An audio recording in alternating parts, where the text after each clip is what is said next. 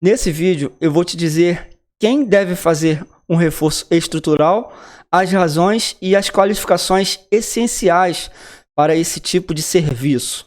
Meu nome é Max de Lisboa, sou engenheiro civil e minha missão aqui na internet é fazer de uma engenharia um pouco mais humana. Bem dizia o filósofo René Descartes que não existem métodos fáceis para resolver problemas difíceis. Essa frase, ela escancara bem diante dos nossos olhos algo que a nossa sociedade, ela não quer enxergar. Existem dois tipos de pessoas. A primeira pessoa, aquela que ela dá um Google, pesquisa sobre um determinado assunto e o vídeo ou o conteúdo está tão bem explicado e ela pensa que ela sabe resolver aquilo por conta daquele pequeno conteúdo que abriu a mente dela. E há o outro tipo de pessoa, e aí eu estou falando os técnicos, os engenheiros, é que ele conhece um determinado assunto e ele entende que falta diversos outros assuntos para completar toda aquela base de conhecimento dele. Então, basicamente é isso. Eu coloquei aqui, ó, vindo aqui para nossa tela, alinhando as expectativas. A questão que acontece na engenharia é bem isso, né? As pessoas querem resolver as coisas na base do empirismo. Eu não estou falando que tem que descartar o empirismo, não.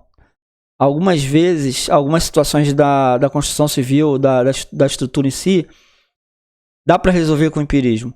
Mas a maioria dela, e aí eu estou falando o empirismo de alguém que é técnico, mas a maioria dela vai precisar primeiro vir uma análise, vai precisar fazer um ensaio, vai precisar fazer um pré-dimensionamento, vai precisar fazer um dimensionamento, e aí vai para o detalhamento e depois vai para a obra para ser executada, conforme foi feito no projeto. Então, compreende que são várias as etapas para que isso dê certo. Então não tem como uma pessoa que não é um técnico, não é um engenheiro que entenda sobre isso, chega e fala que consegue resolver tudo o que aparecer na frente dele. O segundo ponto que eu coloquei aqui é quem deve considerar fazer um reforço estrutural. Por exemplo, edifícios antigos. Isso também compreende a quem tem uma residência antiga, um prédio comercial antigo, enfim. Essas pessoas devem se atentar também à necessidade de fazer um reforço estrutural devido à perda de resistência ao longo dos anos. Outro ponto é as reformas com alteração de layout. Desde 2015, existe uma norma que trata sobre isso, a NBR 16.280. Mas basicamente, quando se precisa fazer uma alteração de layout, aí eu estou falando uma remoção de parede, uma remoção de viga ou algo nesse sentido, deve ser aliada a ela a 6118, que trata sobre elementos estruturais de concreto armado. Mas também, se for o caso de fazer alguma alteração com elementos metálicos, aí também deve-se ater às normas pertinentes a esse assunto. A questão é, a reforma vai ter alguma alteração estrutural? Vai precisar fazer alguma alteração estrutural? Vai remover alguma parede? Qual é o sistema construtivo dessa edificação? Essa parede está absorvendo um pouco da carga dessa laje? Ela é somente uma parede de vedação? Enfim, são vários os itens que precisará ser verificado para que não ocorra nenhum tipo de acidente. E o terceiro aqui é gestores de condomínios, e é aliado a esse segundo ponto que eu falei aqui sobre reformas com alterações de layout. Pode ser o síndico, pode ser alguém que auxilia o síndico. Normalmente esses tipos de profissionais estão tendo muitas dores de cabeça acerca disso. Por exemplo, ele autoriza ou permite ou fecha os olhos para alguém que lançou um fechamento de vidro na varanda, na sacada da varanda. Só que aquela edificação inicialmente, e eu estou dando um exemplo, ela não prevê esse acréscimo de carga. E aí tu pode me falar, mas é só uma película de vidro, é leve e tudo mais. Sim. Mas tem outra questão que agora aquele ambiente que antes era aberto, agora vai estar fechado. Ou seja, tem esforço de vento ali que logo solicita a toda a estrutura. Eu estou falando não só um ponto local, mas a estrutura global. Pensa comigo. O primeiro morador colocou a película e o fechamento. O segundo veio e falou, eu tenho direito também a fechar. O terceiro vem e fala, não, se 2 colocaram, eu posso colocar também. E imagina só o problema que isso vai gerando. Essas cargas que antes não havia sido pensada, né, para isso, agora temos todos os pavimentos, ou quase todos, com esse fechamento de vidro, gerando todo um carregamento que vai chegar lá na fundação. Então deve também os síndicos de seus condomínios analisar quais são as regras aplicáveis àquele condomínio em si.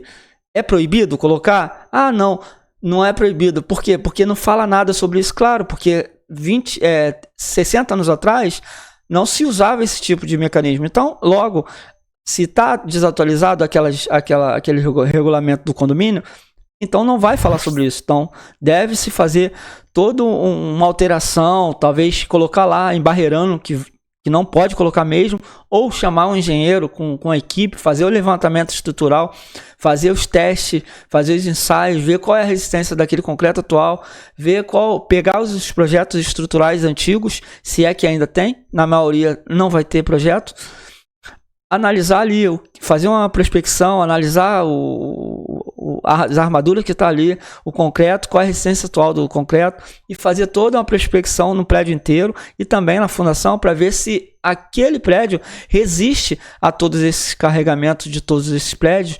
E aí eu estou pensando no pior caso, no pior das hipóteses, é que todos os moradores fizeram esse fechamento na varanda e agora todo esse carregamento está chegando na fundação desse prédio. O outro ponto que eu elenquei é as qualificações do especialista em reforço estrutural. Então, basicamente, ele vai precisar ser um engenheiro civil para poder responder tecnicamente sobre uma estrutura, né?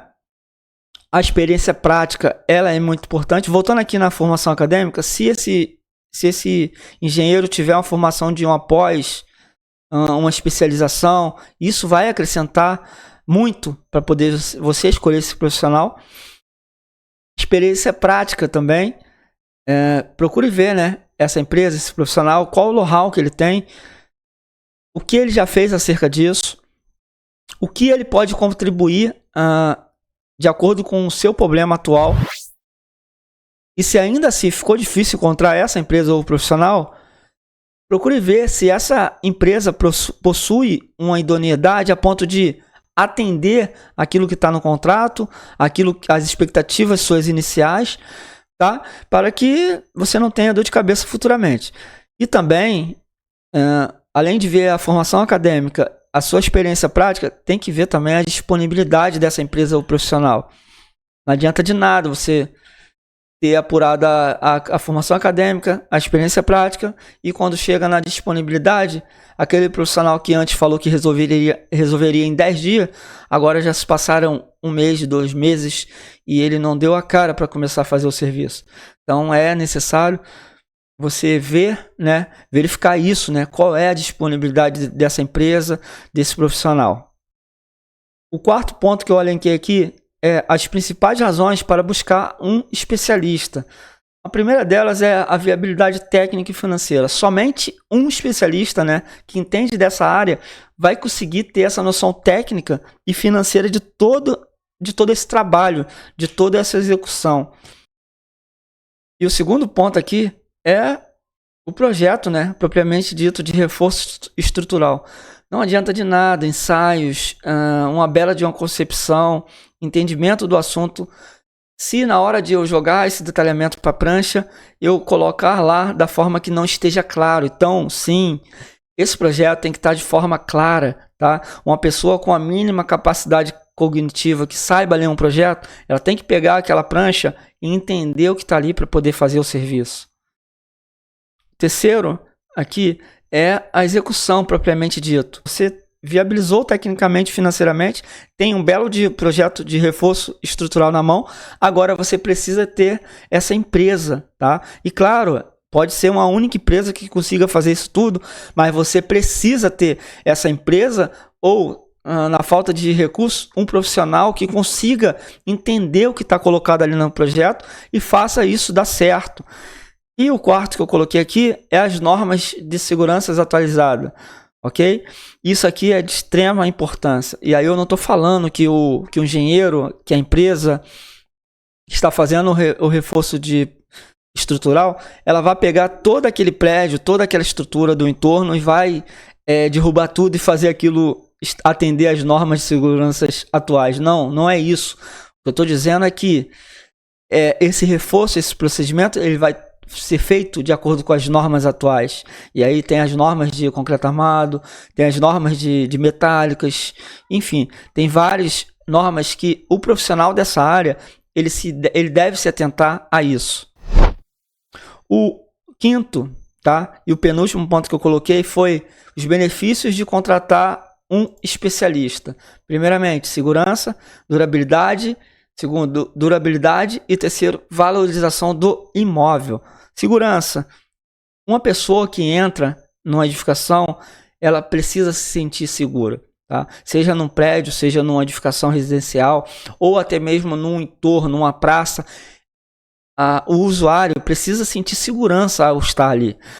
O segundo ponto é durabilidade. Nós que somos projetistas estruturais, a gente pensa na estrutura não para resistir e durar 5 anos, 10 anos, não. A gente pensa numa estrutura que vai durar muitos anos. Tá? E o terceiro ponto é a valorização do imóvel. Pega duas construções, uma que está com problemas estruturais e a outra que está com sua estrutura ok.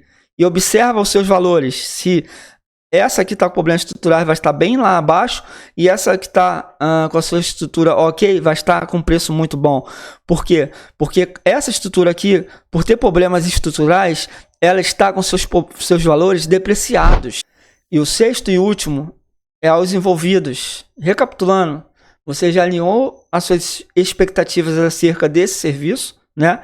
Já sabe quais são as qualificações que esse profissional, a empresa, precisa ter e descobriu as razões para buscar, né, esse especialista e entendeu que ao longo do tempo, ao longo prazo, os benefícios que isso trará para a sua edificação.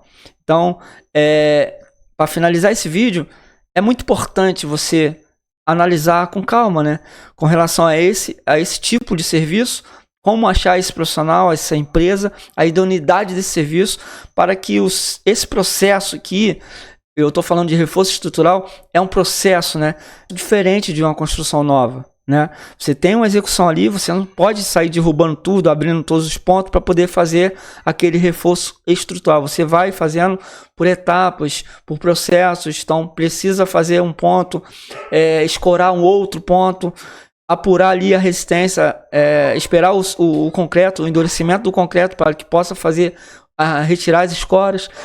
Outros casos vai ter que fazer um reforço de fundação. Outros casos vai ter que demolir algum ponto que não é possível reformar, reestruturar. Enfim, são vários os casos. Espero que esse vídeo tenha servido de certa forma para ampliar o seu horizonte com relação a isso. Tá? Se você tiver alguma dúvida, deixe uma mensagem aqui embaixo, tá? Que eu vou ter um prazer de te responder. E por enquanto é isso.